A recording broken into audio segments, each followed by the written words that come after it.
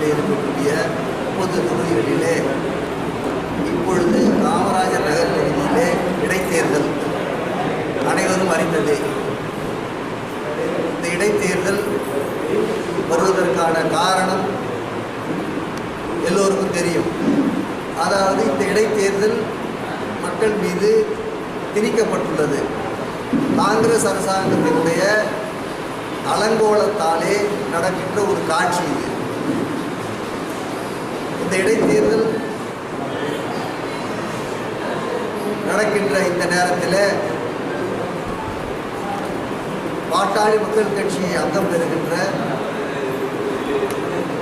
NR Congress, அனைத்து இந்திய அண்ணா திராவிட முன்னேற்ற கழகம், தேசிய முற்போக்கு திராவிட கழகம், புதிய நீதி கட்சி போன்ற கட்சிகளுடைய கூட்டணியின் சார்பாக மரியாதைக்குரிய முன்னாள் முதல்வர் திருமிகு என்ஆர் அவர்கள் ஒரு வேட்பாளரை தேர்வு செய்து அறிமுகப்படுத்தி இருக்கின்றார்கள். இந்த வேட்பாளர் மருத்துவர் ஐயா அவர்களுடைய ஆசி பெற்ற வேட்பாளர், அன்புமணியினுடைய அனுமதியை பெற்ற வேட்பாளர், பாட்டாளி மக்கள் கட்சியினுடைய ஆதரவு பெற்ற முழு மனதோடு ஏற்றுக்கொள்ளப்பட்ட வேட்பாளர்.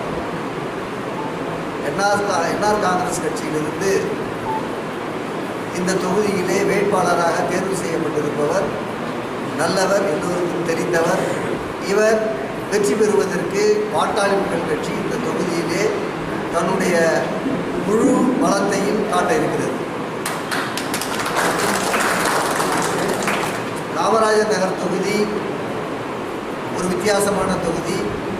படித்தவர்கள் ஏராளம், அனைத்து தரப்பு மக்களும் வாழ்கின்ற இந்த தொகுதி புதுச்சேரி மாநிலத்திற்கு சட்டப்பேரவை தலைவரை தந்த தொகுதி.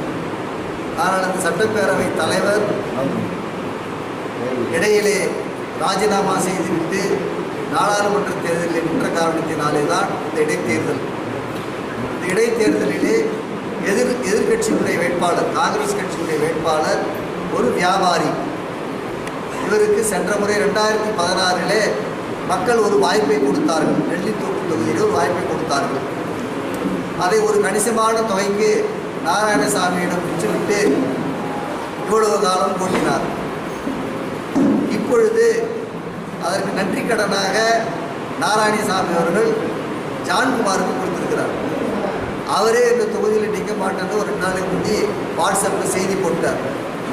அதனால் ஒரு வியாபாரியை தேர்ந்தெடுப்பதா அல்லது புதுச்சேரி மாநிலத்தினுடைய தலையெழுத்தை மாற்றி அமைப்பதற்கான ஒரு பிள்ளையார் சொல்லி போடுகின்ற வகையிலே என்ஆர் காங்கிரசினுடைய வேட்பாளர் போனா அவர்களை ஆதரிப்பதா என்பதுதான் இப்பொழுது இந்த கேள்வி. பொதுமக்கள் மத்தியில் இருக்கக்கூடிய எண்ண ஓட்டமும் தான். அதனால் நிச்சயமாக ஜான்குமார் வெற்றி பெறக்கூடாது. போனா என்கிற புவனேஸ்வரன் தான் வெற்றி பெறப் போகிறார். அவருக்காக நாங்கள் உழைக்க இருக்கிறோம். அதற்காக தான் இன்றைக்கி இந்த ஆலோசனை இருக்கிறோம். செய்தியாளர்கள் மூலமாக இந்த செய்தியை சொல்வதற்கு தான் அழைத்திருக்கிறோம். பாட்டாளி மக்கள் கட்சியின் சார்பாக புதுச்சேரி மாநிலத்தில் இருக்கக்கூடிய அனைத்து நிர்வாகிகளும் ஒன்றிணைந்து காமராஜர் தொகுதியிலே எந்த விதமான எதிர்பார்ப்பும் இல்லாமல் முழு மக்களுக்காக ஐயா அவர்களுடைய அந்த ஆணையை ஏற்று பாட்டாளி மக்கள் கட்சி இங்கு பணியாற்ற இருக்கிறது.